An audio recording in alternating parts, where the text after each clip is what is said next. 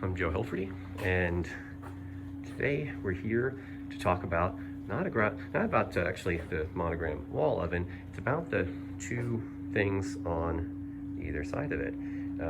What we have here on the left is a brand new Monogram 24-inch freezer column, and on the right we have a brand new 24-inch Monogram refrigeration column. These were just updated. Previous generation, they had a really big kind of pedestal at the bottom. And the top was a little bit hard to reach. And what they've done is they've kind of moved their fillers around. So you can see a large filler at the top, and they've kind of lowered the refrigerator so that top shelf is a little bit easier to reach. And they've also cleaned up the louvers in the bottom to make them look a little more consistent with what everybody else has in the industry. You'll notice that wooden toe kick. So make sure that when you're installing this, that your cabinet fitter is going to take some of that leftover wood veneer and do this. It's a really nice look. They're going to give you a painted white down there. There's probably a stainless steel accessory that you can buy, but to me this is the best look. In fact, I really dig the integrated look of the cabinets. I have kids. I think cleaning stainless steel is a real pain in the butt. So personally, I would do this integrated look with a wood panel all day long. So like a lot of their competitors, the Monogram makes these in 18, or the freezers rather, in 18, 24, and 30 inches. They do not have a 36-inch integrated product yet. And then the refrigerator is available in 24 and 30-inch aisles. Again, no 36-inch refrigerator yet. What you'll notice, I think probably the neatest thing is that stainless steel back wall. Now, a couple companies are using stainless steel on the inside. I want to say Gaggenau, and then more recently, I think Thermador has gone to stainless. Decor on those columns are amazingly beautiful, by the way, all stainless on the inside. But what people will find with stainless steel is that you're taking stuff in and out. Stainless scratches very easily, and it looks very worn over time, right? So not necessarily a great choice where you've got a lot of kids and they're not paying attention and they're just bashing on the walls, putting scratch marks in the stainless steel. What you'll notice, or you probably can't tell from the camera, but it's a coated stainless steel. So this is probably gonna hold up a lot nicer.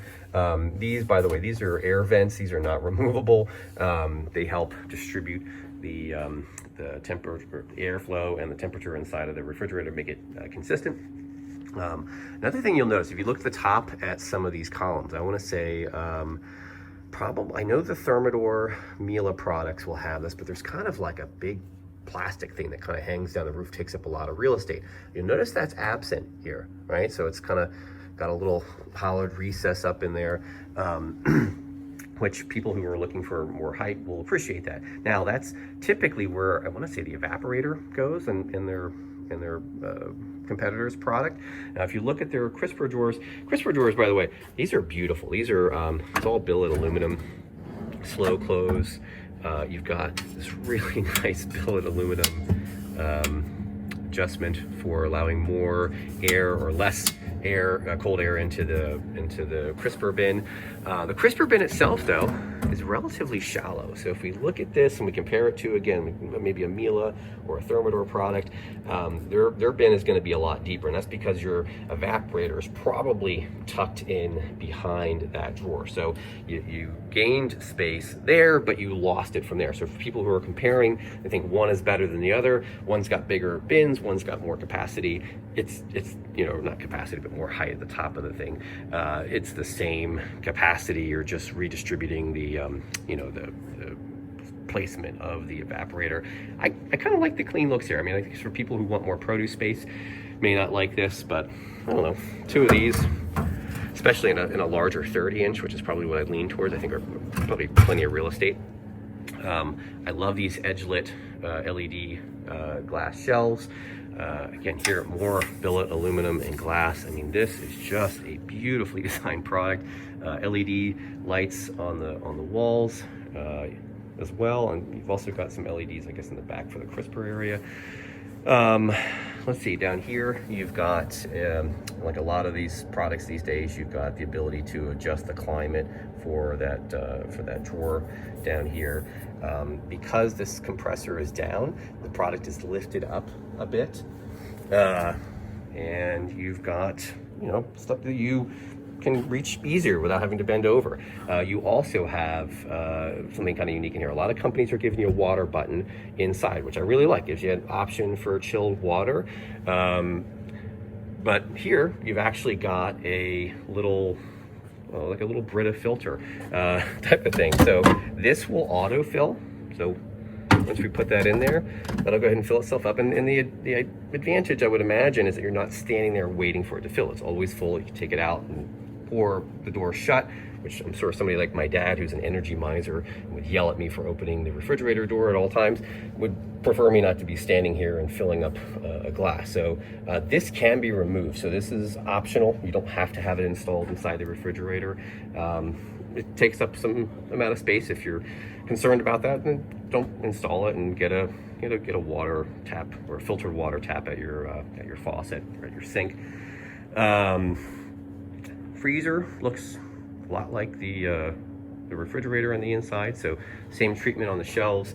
Back wall, it looks like they're going with baskets in there, probably to increase airflow. Now here we can actually see that bump out of the big, I'm guessing is the evaporator in the back behind those things. So again, really great product, excellent price point.